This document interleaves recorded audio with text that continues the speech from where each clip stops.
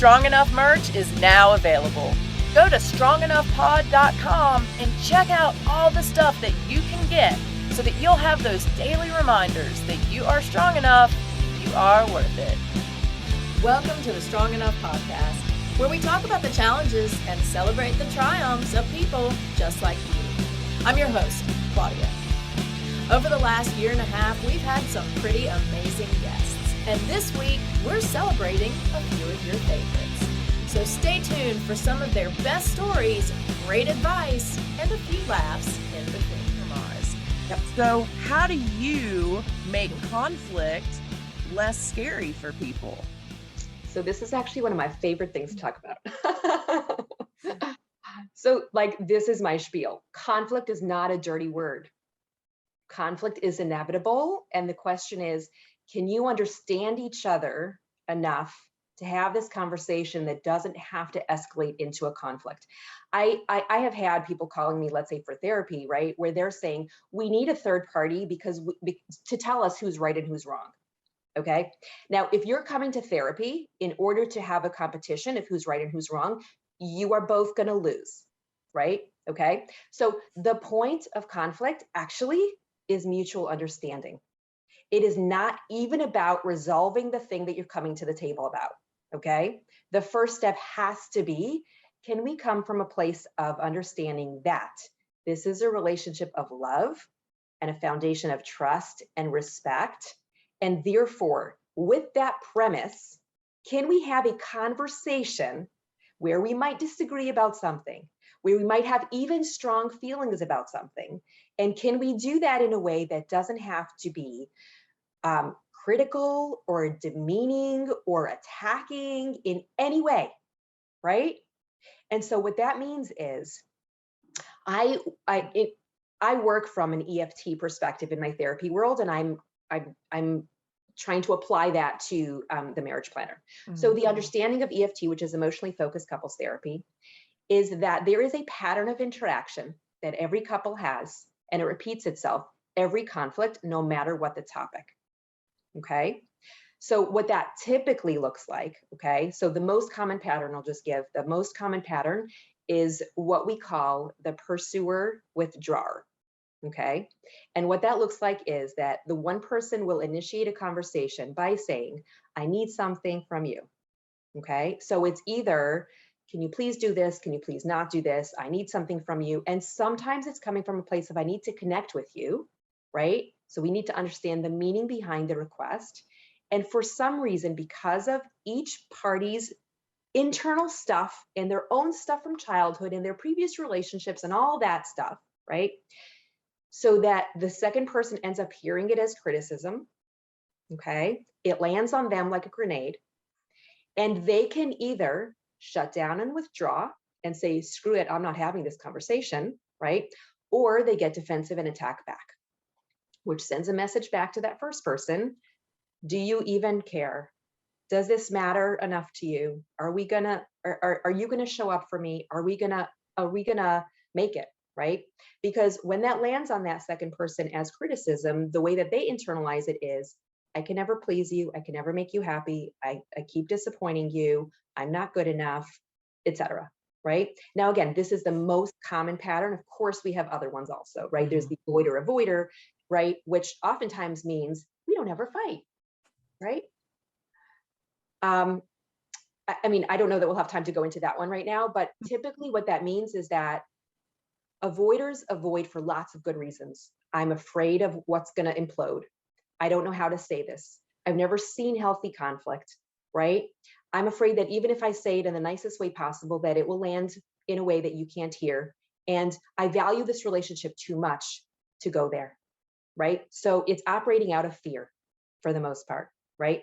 And what typically happens there is that if you can't communicate about your feelings, no matter what the feelings are, there ends up being a barrier where if you can't share everything, there's just something walled up, right? That you just are missing a piece of that level of intimacy that you can get to, right?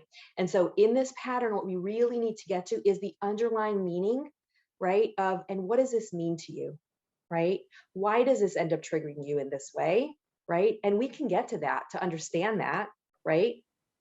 And it's some really, really powerful stuff when people are able to really see where each other's coming from. And it can take the sting out of how people internalize what their partner is saying.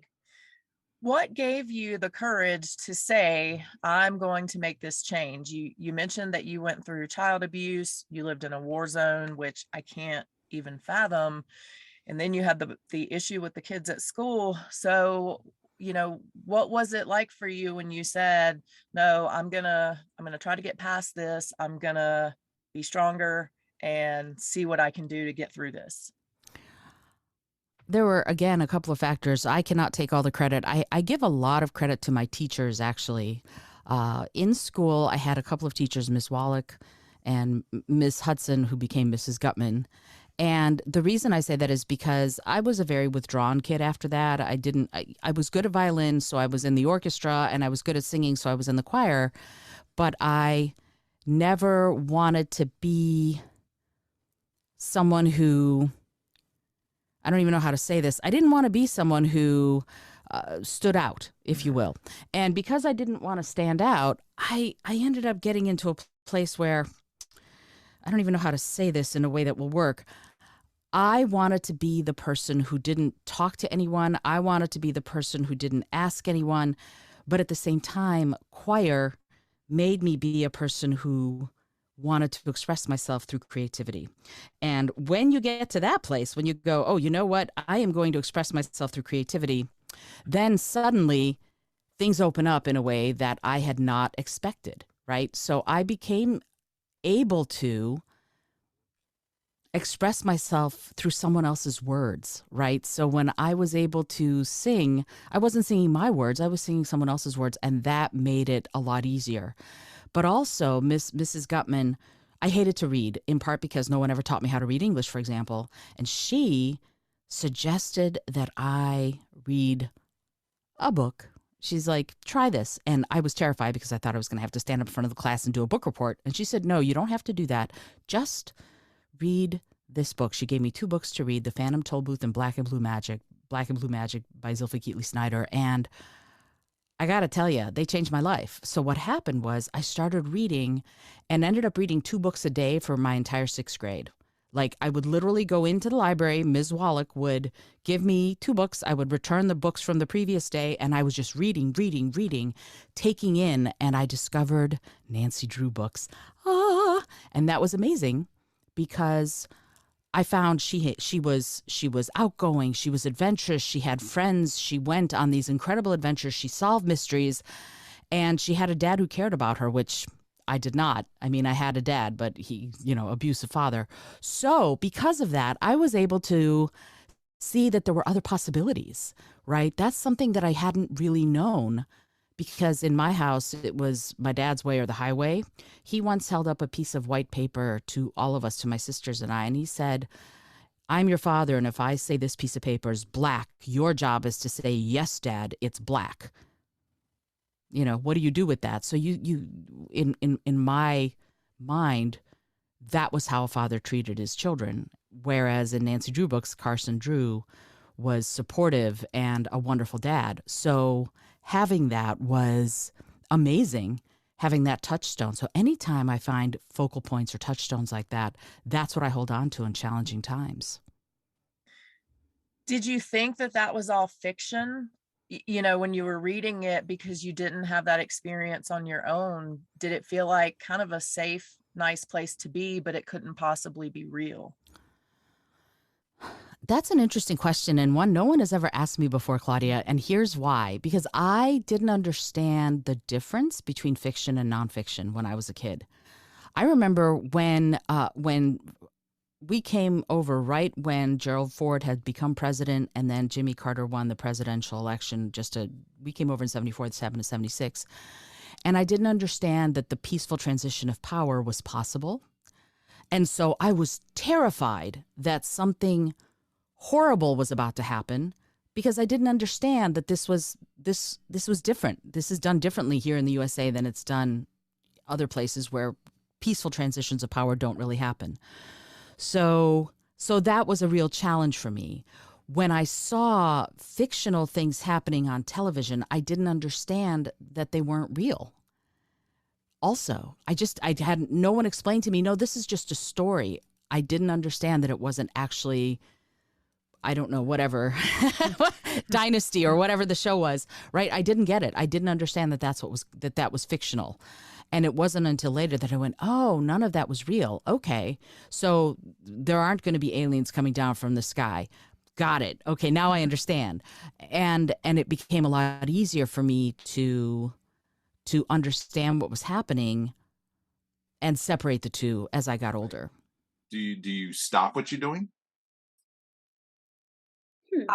When you said that, the Humpty Dance came into my mind, and I wanted to start doing that, because anytime I hear "stop what you're doing," because I'm about to ruin the image and the style that you used to. Anyway, that's all I'm going to do. I can do the whole song, but What made you decide that you wanted to focus on salespeople and business with this newfound talent and information that you have? So for me, it was, I'm a business owner. I've owned my own business together with my husband, since 2015. Before that, I was in the government sector, and I've always had a desire to speak. Speaking I've spoken across North America with my government career for 20 years. And I speak at every opportunity in the business community now. And what I learned through, speaking with others or especially over the pandemic, right? It was really evident that so many were struggling with that sensation or that feeling of being isolated, those feelings of having, negative thinking. And a lot of what I noticed was that sales people in particular who were maybe used to being out, talking to their prospects, talking with their clients, were struggling with this mindset challenge as well. And so I decided that, I'm in sales. In my business, sales and marketing are key to any business. So I love business. I'm excited by business. I have a really difficult time kind of not being always in my business. And so I thought, well, this is an exciting opportunity to help others who are kind of in that sales industry to use the things that I've learned to help them. They may not be able to change the circumstances with COVID, right? We may not be able to be out in the world, but what we can do is change our mind.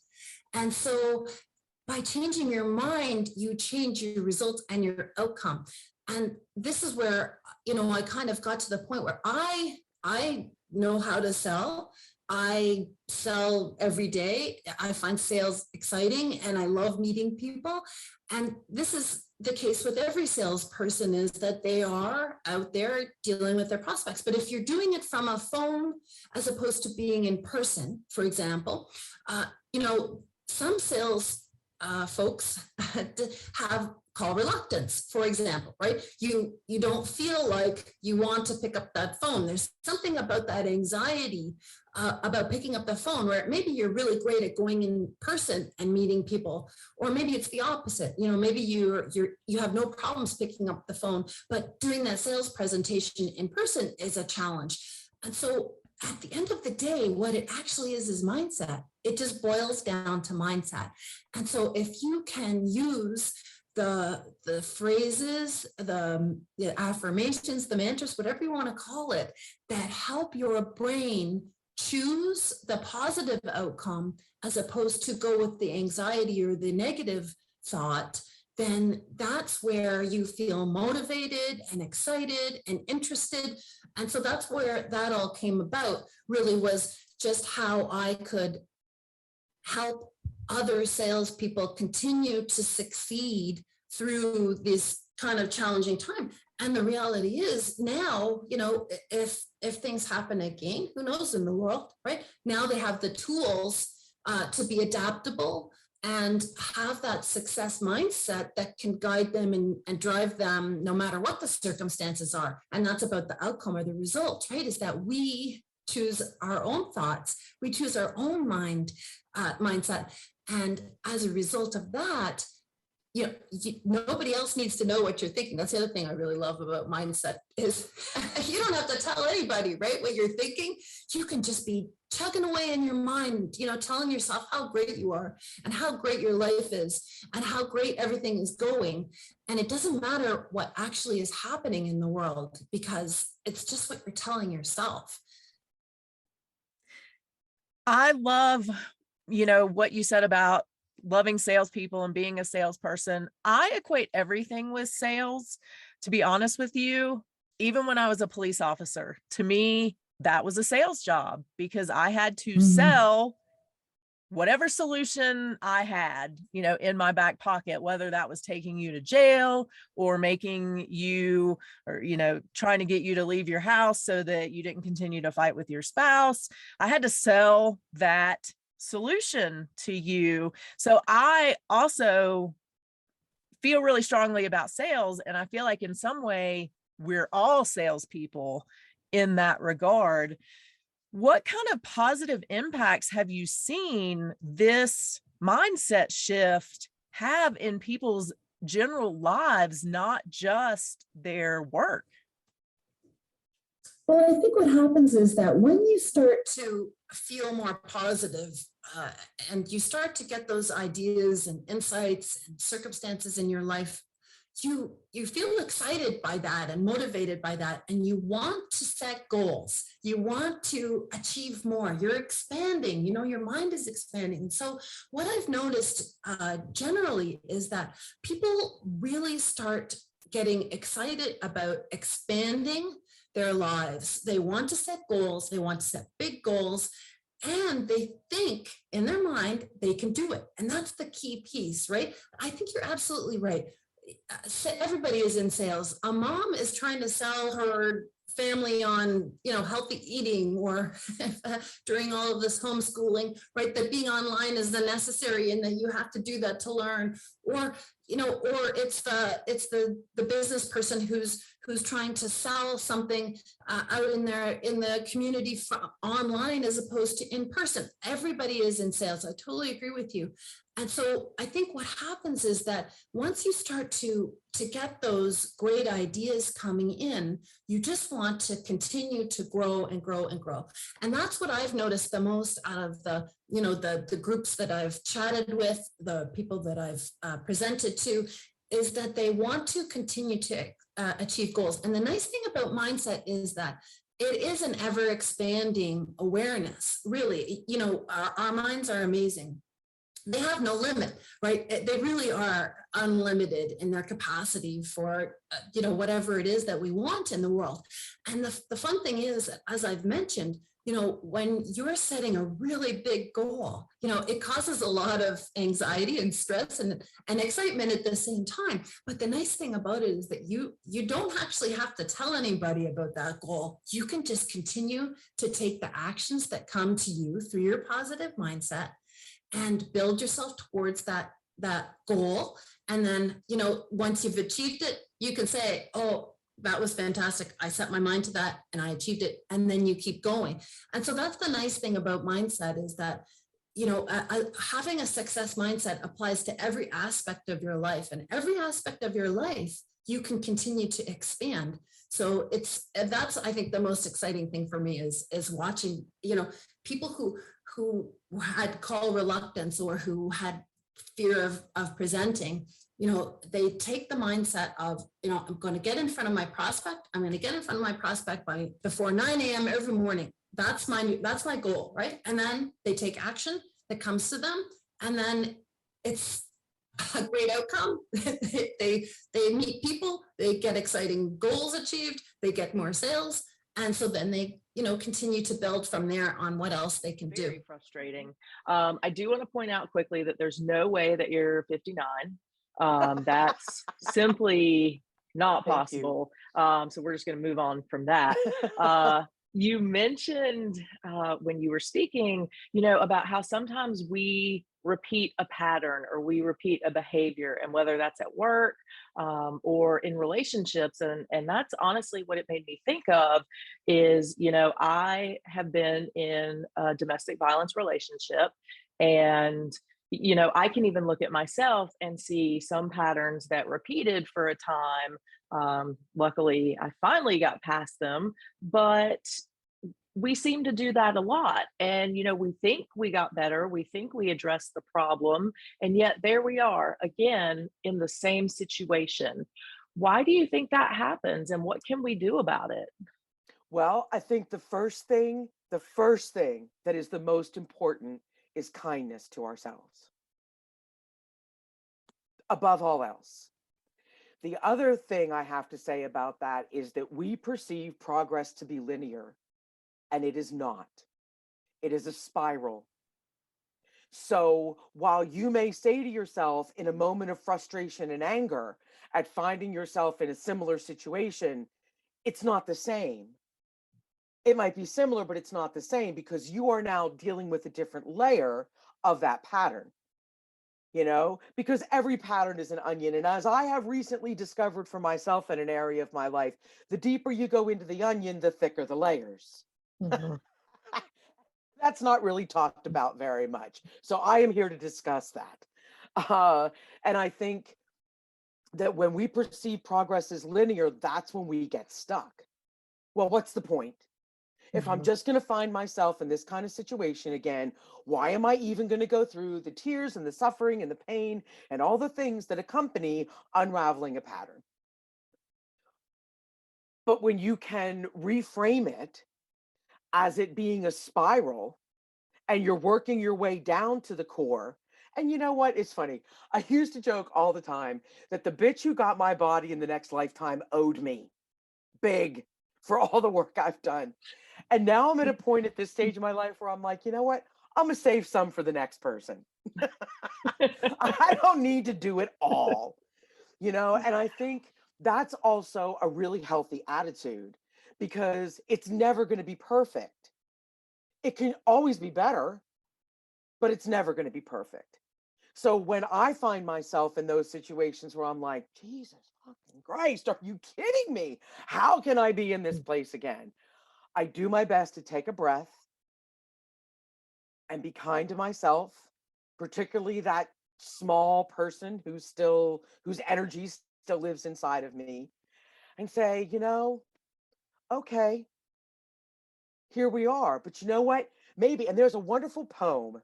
I don't know if you've ever heard it. It's called A Life in Five Short Chapters by a Mm. woman named Portia Nelson. And it is a guideline for my life. I'm not going to remember it exactly, but the gist of it is chapter 1, I walk down a street, I fall a hole, I didn't see it, it's not my fault, I can't get out. Chapter 2 is I walk down a street, I see a hole, I fall in, I still can't get out, it is my fault.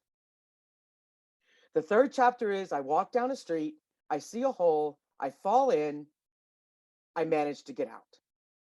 The fourth chapter is I walk down a street, I see a hole, I walk around it. And the fifth chapter is I walk down a different street. And that is the process of healing for everything. And you may need to stay in chapter 2 for a minute or chapter 3 because one of the things that I don't know that has been it is starting to be talked about now. With We were talking before about all the influencers on TikTok and Instagram who Mhm. are mental health and trauma recovery advocates. But you have to go through the process of letting go what is part of those patterns. We say let go of a pattern, and it's like, oh, I'm just going to pick up this mouse and look, I've let go of it. Yeah, no. There are all kinds of spider webs attached to that mouse. And you have to clip every single one of them. And some of them are people, and some of them are jobs, and some of them are living spaces, and some of them are beliefs, and some of them are habits, and some of them are resistance. I mean, there's so many different threads that connect us to that pattern. And so you may need to be in chapter 2 for a minute. And that's okay. Because as long as you're taking a step, that's what counts. It's consistency in the healing journey. That's what matters. And that doesn't mean that you're doing it every day, because that can be a lot. I know, because I do it every day. Not everybody's cut out for that. You know, I've had friends say to me, my God, how do you even like work or do anything else? And at this stage, I move through realizations and recognitions pretty quickly, but that's not always been the case. It's like going to the gym. You know, I'm able to do it because I've been doing it consistently for almost 30 years now. So it's, you just can't get angry with yourself. And if you do, understand that that anger is really sadness, that you're not someplace else yet, that you don't have what you say you want. And then when you can find a way to be compassionate for your sadness, the anger goes away. And then you're free to move to the next step. I'm so glad that you mentioned having issues or toxic female friends as well, because I think a lot of people never think about that. They think about toxic relationships as romantic relationships, and they never think that maybe they haven't picked the best friends, or the best friends haven't picked them. What was it like for you to kind of realize that and to make that shift for yourself and to do things that were best for you so that you could feel good? It was hard, I grieved my female friendships more than my marriage, because with my female friends, I really opened my heart and I really let them in. And I never thought I'd be like not in touch with these people. These were friends that I talked to every day, some for, 25 years. And there was a lot of grieving. And but still, even though I felt the loss of not having this person, I still felt more self-esteem, because I don't want to be talked to in a critical, negative, mean-spirited way. And I believe in the saying, Claudia, go where the love is. And now I go where the love is, whether it's, friends, jobs, any situation. If I feel that little knot in my stomach of, oh my God, that was really hurtful, like I don't go there anymore. And I don't walk away with anger. I detach in a loving way and I wish them the best, but I just don't want to be around people that give me that, icky feeling of, oh my God, that's just a mean-spirited person. There are so many people out there that want to do what you're talking about, but they don't feel that self-worth. They don't feel that self-love to say, I am worth better. What do we Mhm. say to those people to help them realize that, yes, you are, and you deserve good things and happiness as well? Well, I used to be scared of being alone, and now I realize that if you break down the word alone, Claudia, it spells all one. So my spirituality, which is my first pillar of abundance, I build my life on my spirituality. So if I'm truly connected to God, to the universe, to source, spirit, whatever you call it, I'm never alone. And I have a higher power that loves me more than my mom does. So I would rather be alone, meaning all one with my Mhm. God, than in bad company. And I had to do a lot of healing alone, a lot of writing and reflecting and reading and sleeping and just a lot of healing alone. And it was awesome, because I had never allowed myself to be alone. I was someone who was perpetually busy, like I was running from my pain, and it finally got to catch up with me. And it's kind of like when you really feel your pain, it's like having an emotional flu. Like you do feel it and it is really sad, but then it passes and you come out the other side and you're better than ever. So I just had to be willing to feel those uncomfortable emotions that I had been running from my whole life. And I got to the other side, and life is going to life. I'm sure there's going to be other loss, but I know now that the grief is it's just going to pass, and I'm just going to go through it. And grief comes in waves. Some days you're great, and some days you'll like hear a song or see a movie and it'll just release a lot of tears. And You know, I can tell you now, after being through this period of letting go of a toxic romantic relationship and toxic friendships, that I've never been happier. I didn't even know it was possible to be this happy. That it is crazy how much other people's shit does affect us, and other people's energy. And I know it's kind of like you said, a lot of people don't believe in energy, or say like, oh, that's that woo woo stuff. I don't know. But I think if we put it on its simplest level of like, if you go somewhere and everybody there is in a bad mood, you feel that bad mood and you don't really want to stay there. That's energy. So it doesn't have to be this complex. Not everybody's there like stirring a cauldron of spells for it to be energy. You said a lot of things there that I want to talk about. First off, you said for a while you didn't even know you had anxiety. I was in the same boat. How many people do you think are like us, that are struggling through life and don't even know what they're dealing with? Truthfully, I would say 70 to 80% of people who have anxiety, who have panic, who have severe depression. And this is not to make light of mental illness, because obviously I suffer, my children suffer, we all. But the thing is that there is a point where you can take control. And yes, it's hard when you're in that deep hole. It's, to me, 70 to 80% of people are affected by energy. They're affected by the buildings they're walking into. They're affected by the people they're working with. They're affected by a negative spouse, by teenage children, man. Like, it took me a little bit to figure out they're also mediums. They're also intuitives. They're also highly empathic people. And one week I was like, why the fuck am I so angry every day taking the kids to school? I'm like, dude, nothing's even, I mean, you know, mornings are kind of a shit show, but it's like, nothing has happened to make me this angry. I figured out it was my teenage daughter. Like, she's holding that anger. She's holding that energy. Then she's going to school with 2,000 other angry hormonal people, you know, and whether you believe it or not, even simple things, you can just have that intention. Like, I really want to help Mary today, but I don't want to take her shit home with me. Like, her problems get to stay her problems, but I can still have empathy for that. And it's, you're just creating that boundary for yourself, for your energy. And even simple things I like to tell people, especially nurses, people who are touching people, hairdressers, massage people, anybody that is like constantly in contact with people all day long. Dude, if you're not clearing and protecting your energy all day, like, your shit will tank. Like, you will feel like shit. You'll feel tired. You'll feel depressed. You'll feel anxious. You'll feel sick to your stomach. You'll feel tired. Like, to me, the simplest thing people could do is just clear and protect your energy. And that doesn't have to mean you are a witch. You're doing all the crazy. I'm not a witch. I'm an intuitive. I work for God. Like, he tells me what to do. And simple things. It's just having that intention, asking the angels to clear you, asking the angels to protect you. Like, you don't have to.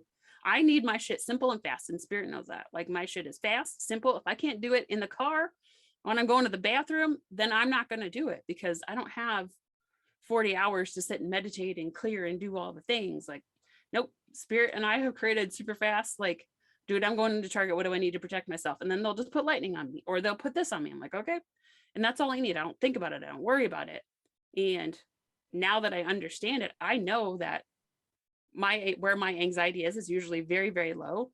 But if my heart starts beating, palpitating, I feel sick all of a sudden, I know that it's the person that just walked into the room, or the client that I'm working with, or somebody that I'm talking to. Like, I know now my energy from other people's energy. So it's super easy to be like, holy fuck, they're a drain. Like, I need to stop, or I need to have better boundaries with that person. And us as humans, we have shitty boundaries because we want people to like us. If we're business people, if we're moms, if we're whatever, whoever we are, we all have shitty boundaries, energetic boundaries, physical boundaries, mental boundaries. Like, you know, if you don't clear the water and make yourself kind of clean and clear, then man, you're just everybody's energy dumpster. Yeah. Jen, we're gonna wrap up here momentarily. Of course, we're gonna talk about tattoos before we wrap up. Now, I know you said it was 90 something there. It's not here. I'm still in a sweater. We are recording this in June, so you can't see any of my tattoos, but we both know that we both love tattoos. You've talked a lot about yours already on the podcast, so I just want to hear first your favorite tattoo story that you have. Okay. tattoo story. Wow, I feel like there's a lot of them. Right? Um, um, I guess so when I got my lighthouse one, which is, it's 3 sessions. It's huge. Obviously, it's my entire back. And I was there the entire day, 2 days getting it done. We did the outlining and then we did the shading. And just being in a tattoo parlor for 6+ hours, you hear a lot of things, and just how they talk to each other, and like, the camaraderie, but then the bickering between the two, between all of them, I think is incredibly interesting. But when I was getting mine done, a couple came in and they're like, we want to get tattoos. And we're like, well, do you guys, like, what do you have? And they're like, no, we just figured we'd look through the book. And I'm like, and we're getting mad. All right. So then So after wait. they did the tattoo. I'm so sorry. So we're looking through the book and we're getting matching tattoos? Yes. Okay, continue. Yep. So they get, I don't even remember what they got, because again, I was face down because we're doing my back. So I'm hearing all of this. And then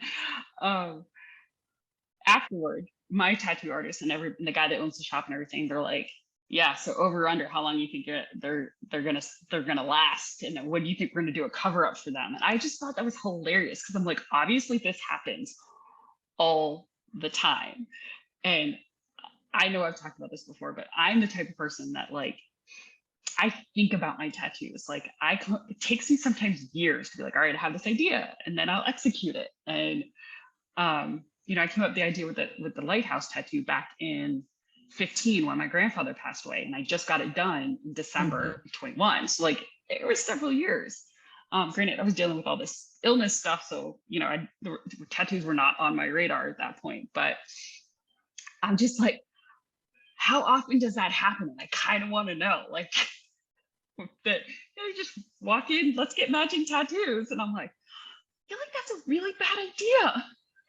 Yes, and I am going to need you to get back in touch with this tattoo establishment so that we can find out when they each get theirs covered up. I feel like that's I will work on that. That's the next part of the story. Most definitely. If you enjoyed today's episode, don't forget to subscribe and follow us on social media so you'll never miss what's going on. Remember, until next week, you are strong enough, you are worth it. Thank you for listening to the Strong Enough podcast. You can find us on your favorite podcast platform by searching Strong Enough. And on YouTube, we're on the Spear Talk channel. Don't forget to follow us on Instagram and Facebook at strongenoughpod. If you have suggestions for an upcoming episode or a future guest, please reach out at strongenoughpod@gmail.com. Remember, you are worth it.